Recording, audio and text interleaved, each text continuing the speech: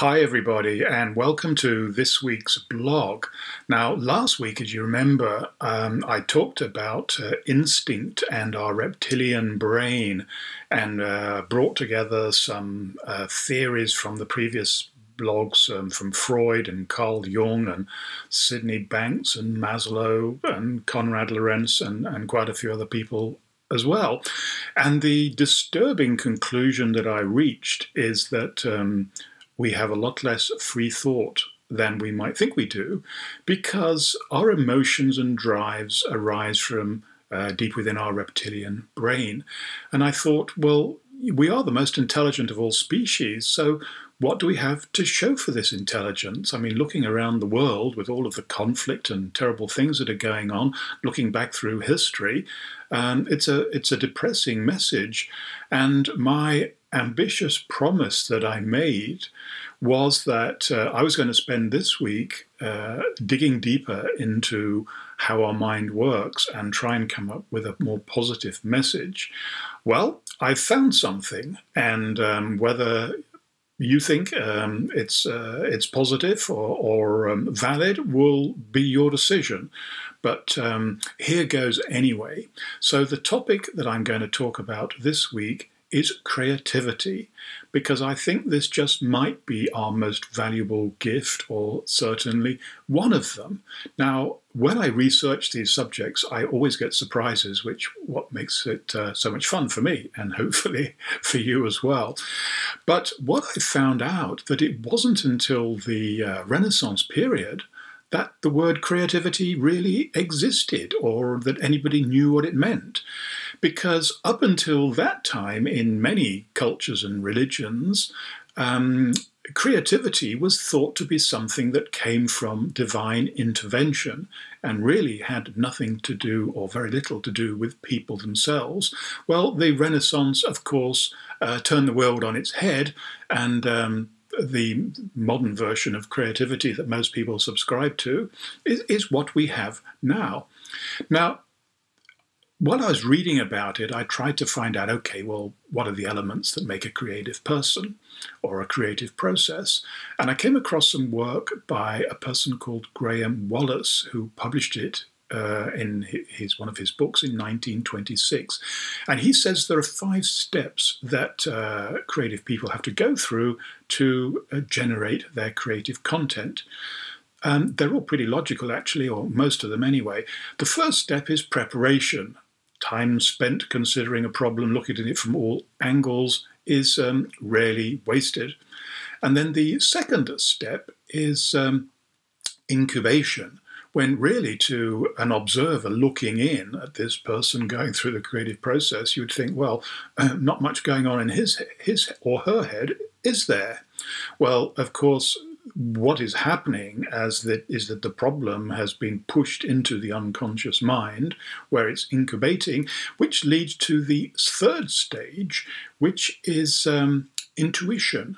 Now, intuition is a subject that I've talked about many times in our blogs, and intuition is a feeling that a person will have that, yeah, there is actually something going on here, and I'm just waiting for it to surface. And of course, creative people are patient and they allow it this time, because there are some things that can't be forced, and creativity is one of them. Which leads us to the 4th stage, which is illumination. And that's what some people call a mind pop, or an epiphany moment, when the answer to the problem just surfaces as if from nowhere. Very strangely, it's often at 3 o'clock in the morning, which is why I tell some of my clients, keep a piece of paper and a pencil by the side of your bed, because it would be pretty terrible to have a brilliant idea and then forget about it when you wake up in the morning. And the final stage is a lot more scientific, and that's the verification of the idea. And of course, some creative people are not very good at this stage, so they might pass the project on at this point to the boffins and let the boffins do their experiments and see whether their ideas actually work in practice. So that gives us some ideas about the creative process. I think they're as good as anything else that I read. I'm sure they've got lots of holes in them, but so much does. And So my other question was, okay, well, if creativity is important to us, then what are the characteristics of creative people? Are they just like you and me, or is there something special about them? Well, I guess there is something special because the researchers have found, not surprisingly, that creative people tend to be open-minded about stuff. Doesn't mean they believe in everything that people tell them, but they're open-minded. They are unconventional in their lifestyle and their thinking, and they are also deeply motivated by something. Now, motivation's a subject in its own right, and broadly speaking, it can be intrinsic, which means that it comes from inside a person, or it can be extrinsic. Now, intrinsic motivation might be when you decide, I really want to go for a walk this afternoon through the woods or by the beach or something, and you do it because you think it's going to be fun. And extrinsic motivation is where you would say, okay, this afternoon I'm going to cold call 10 clients and see if I can make one sale, because if I do, I'll get a bonus. So there's a reward attached to it, and often there's a feeling in the stomach like, oh, I don't really want to do this, but I know I have to.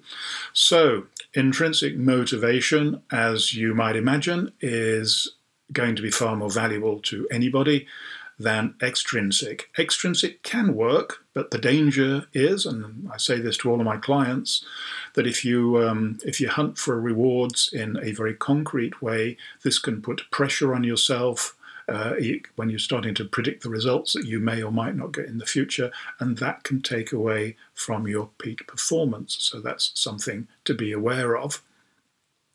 The other thing to be aware of, which is again a bit disturbing, is that creativity can lead to great joy and happiness, but there's always the other side of the coin, and history is littered with examples of particularly painters and artists who had a dark side to their gift of creativity, and the rates of mental illness, and substance abuse, and even suicide is much higher in this group of people than might be expected.